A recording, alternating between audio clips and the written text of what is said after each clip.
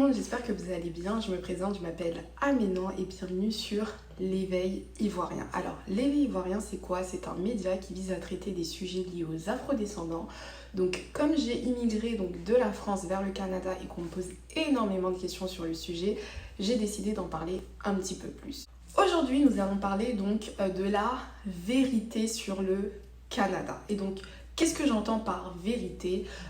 Donc déjà, j'entends ma vérité, bien évidemment, mais en fait, je voulais juste mettre un petit peu d'eau dans mon vin.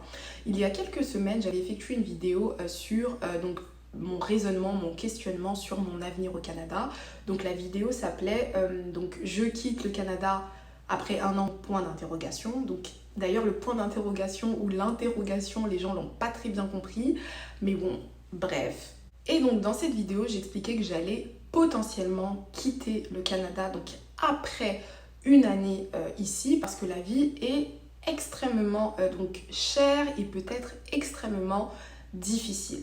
Bien évidemment, depuis l'inflation, la vie, elle est difficile vraiment partout. Moi, je me rappelle qu'en 2021-2022, en France, j'achetais les petites bouteilles d'huile d'1 litre à 4-5 euros parce que c'était vraiment du n'importe quoi, cette histoire de Russie, Ukraine, et donc les prix avaient augmenté. Et je pense qu'au Canada, c'est exactement la même chose. Ceux qui ont l'habitude de regarder mes vidéos savent que de manière globale, je dis énormément de bien sur le Canada.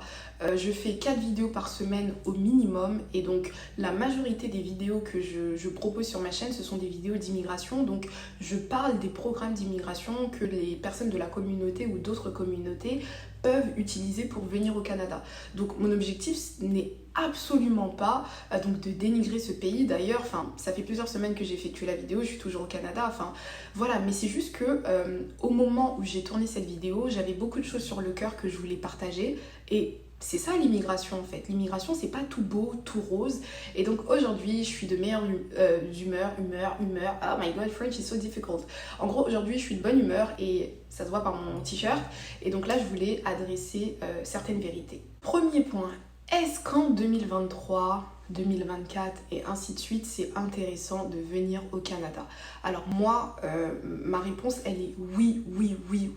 Venir au Canada, même en 2070, ce sera intéressant. Parce qu'en fait, l'objectif de l'immigration, c'est d'acquérir de nouvelles choses, de nouvelles opportunités professionnelles, d'acquérir une nouvelle mentalité, changer d'air. C'est pas tout le monde qui veut immigrer pour travailler de 9h à 17h, ensuite faire ses démarches de résidence permanente, ensuite avoir la nationalité et rester. Il y a beaucoup de gens qui viennent au Canada rien que pour pouvoir explorer ce beau pays, voyager, découvrir plusieurs provinces, etc.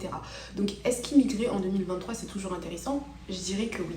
Par contre, moi, mon objectif, ce n'est pas de vous faire comprendre que le Canada, c'est super méga intéressant, etc. Comme tous les pays dans le monde, il y a des spécificités propres au pays, et comme dans tous les pays du monde, il y a énormément d'avantages et d'inconvénients. Et moi, ma vision, c'est plus on va parler des désavantages et plus ceux qui vont arriver seront préparés mentalement. Il n'y a rien de plus important que le mindset. Et en plus, moi, j'ai l'impression que ce que je fais, c'est plutôt banal, dans le sens où moi, 99% du contenu que je regarde sur Internet, c'est du contenu qui est anglophone. Et donc, les anglophones n'ont absolument pas de mal à adresser en fait les problèmes. Parce que c'est en parlant des problèmes qu'on trouve des solutions à ces problèmes. Mais par contre, pour les francophones, c'est toujours un péché de dire du mal d'un pays ou de peu importe. Donc s'il vous plaît, ne vous découragez pas par rapport à votre projet d'immigration, rien que par rapport à cette vidéo en particulier, etc. Mon objectif n'est absolument pas de vous décourager. Au contraire, moi, lorsque j'ai commencé mes démarches d'immigration pour le Canada, c'était en 2020, dites-vous. En 2020, j'ai commencé les premières démarches. J'ai eu mon visa en 2021 et j'ai immigré en 2022. Donc pour vous dire qu'entre le moment où j'avais vraiment fait mûrir l'idée dans ma tête et le moment où je suis réellement arrivée au Canada, s'il y avait de plus en plus de vidéos comme ce que je fais qui parlent des sujets un peu tabou, touchy, etc., j'allais pouvoir mieux me préparer, potentiellement venir avec beaucoup plus d'argent, faire beaucoup plus de sacrifices à mon arrivée, etc. Donc effectivement, venez au Canada, il n'y a vraiment pas de souci. Comme je le dis, c'est un pays qui est vraiment magnifique dans plein d'aspects, que ce soit en termes de paysage, en termes de mentalité. Moi j'adore la mentalité au Canada, que ce soit en termes, donc même culturellement parlant, parce que le Canada ça apporte énormément en fait à notre culture, etc. Donc venez au Canada, n'ayez pas peur. Par contre, le Canada de 2023, toutes les personnes qui vivent au Canada depuis plusieurs années pourront vous expliquer qu'il y a certaines spécificités à prendre en compte. Le deuxième point que je voulais adresser dans cette vidéo sur la vérité, donc par rapport au Canada, etc., c'est par rapport à l'emploi. Donc dans la vidéo en question, il y a énormément de gens qui ne comprenaient pas pourquoi je disais qu'au Canada, on gagnait 1700 $ net au Nouveau-Brunswick et qui partaient du principe qu'une personne qui gagne 1700 $, c'est une personne qui est fainéante. À la fin de la journée, faites vos calculs. Il y a énormément de systèmes de calcul aussi sur internet. Le salaire brut et le salaire net, bien évidemment, c'est pas le même. Au Canada, donc au Nouveau-Brunswick, le salaire donc minimum par heure, il est de 14,75 $, si je ne me trompe pas. Lorsque vous faites vos calculs, déjà de 1, ne calculez pas sur du 40 heures, mais plutôt sur du 37h30, donc de 1.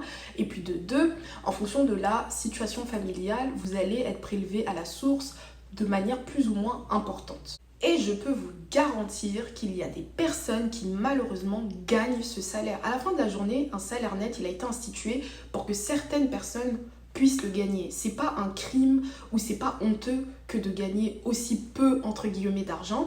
Et en plus même le peu, ça dépend vraiment de la situation familiale, de vos conditions de vie, etc. Et il y a des personnes qui peuvent s'en sortir avec 1700 $ par mois. Moi personnellement je ne gagne pas 1700 $, j'ai déjà effectué une vidéo sur mon salaire que je vais vous mettre juste ici, mais ça existe, il y a des personnes qui gagnent 1700 $ au Canada, qui gagnent 1800 $, 1900 $ net tous les mois et qui n'arrivent pas forcément à s'en sortir.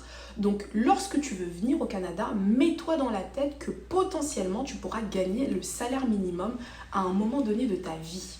Donc quand tu arrives au Canada, lorsque moi je fais ce genre de vidéos, etc., c'est pour que tu puisses te dire, ok, potentiellement, je vais pas gagner 4, 5, 6, 7, 10 000 € par mois, je vais peut-être commencer à un moment donné au bas de l'échelle. Et c'est pour ça aussi que dans mes vidéos, j'explique qu'il y a les heures supplémentaires qui sont possibles, qu'il y a l'addition de plusieurs boulots et qu'il y a aussi l'entrepreneuriat que tu peux faire, tout simplement. Par contre, mon objectif n'est pas de dire que tous ceux qui vivent au Canada ou qui viennent au Canada gagnent aussi peu. Moi, j'ai une très bonne copine à moi qui est arrivée au Canada à peu près à la même période que moi.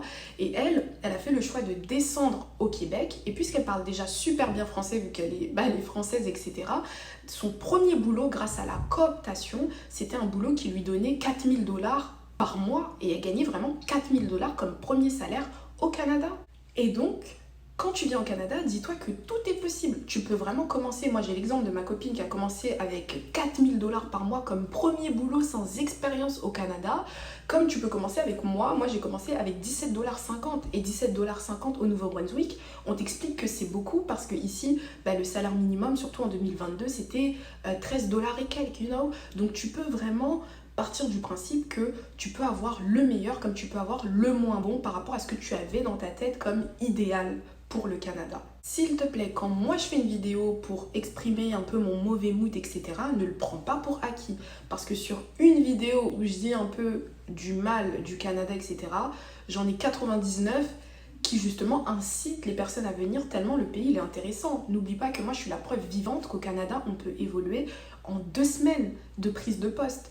Ma copine que vous ne connaissez pas, elle est la preuve vivante qu'on peut venir au Canada pour la première fois sans avoir d'expérience et avoir comme premier boulot un salaire de 4000 $.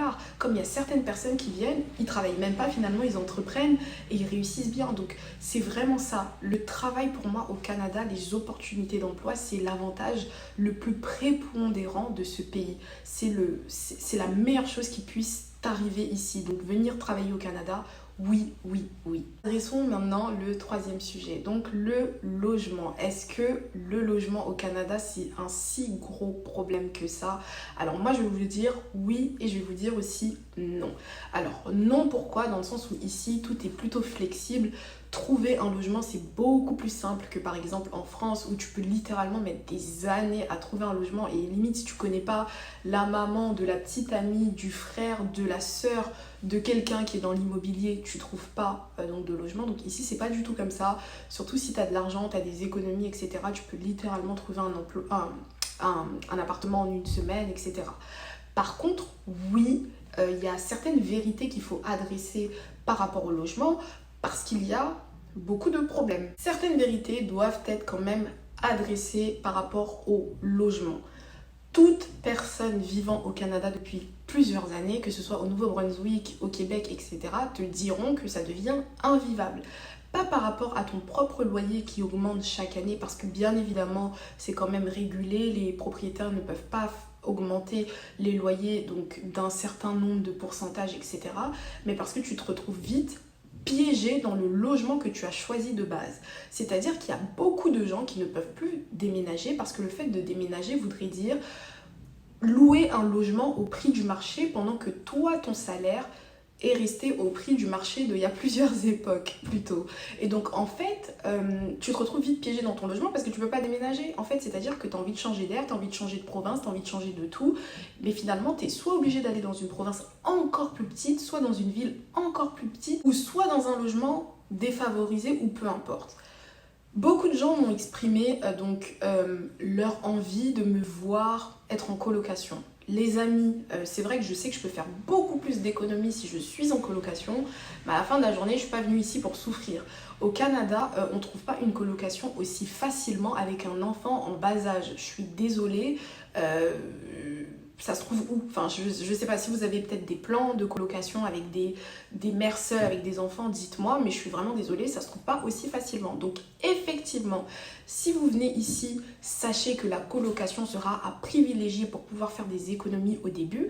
Donc si votre mentalité n'est pas de vivre en colocation, vous allez devoir avoir un peu plus d'argent de côté pour pouvoir vivre dans un appartement seul, car les logements sont extrêmement chers au prix du marché. Le dernier point, ça s'adresse vraiment aux courses parce que j'ai fait peur à énormément de gens. Est-ce qu'on peut manger à sa faim au Canada? Est-ce que les courses ne sont pas aussi chères? Donc la vérité, c'est que les courses sont extrêmement chères. Moi, je suis pas là pour vous mentir. Je trouve personnellement que les courses sont chères. Par contre, donc entre 2022 et 2023, j'ai énormément appris.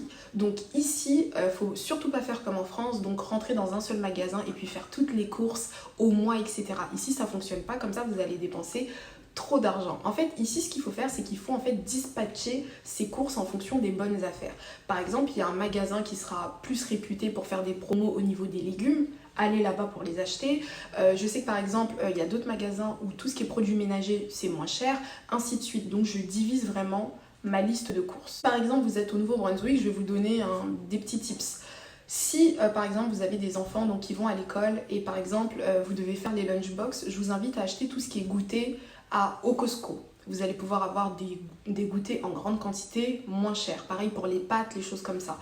Tout ce qui est produits ménagers, allez au Dollarama parce qu'il n'y a pas moins cher que le Dollarama pour tout ce qui est produits ménagers. Pour tout ce qui est légumes et fruits, moi personnellement je trouve que Giant Tiger, donc tigre géant, c'est moins cher. Ensuite, pour tout ce qui est vêtements, allez à Winners parce qu'en fait, à Winners, si vous y allez régulièrement, vous allez vous rendre compte qu'il y a tout le temps des promotions et vous pouvez faire des bonnes affaires de malade. Pour tout ce qui est vêtements d'hiver, allez encore à Tigre Géant. Les manteaux sont archi bien et super moins chers. Ainsi de suite. Je vous invite à vous abonner, liker, commenter, partager. Ce sera tout pour cette vidéo. Je vous invite vraiment à me donner votre avis en commentaire. Là, c'était vraiment plus posé, avec le gros smiley jaune, etc. Donc là, c'était beaucoup plus dans la bonne humeur. Donc j'ai vraiment adressé quelques points en négatif et en positif. Et donc voilà. J'espère que vous avez vraiment apprécié. Et donc je vous dis à la prochaine pour une prochaine vidéo. Bye bye!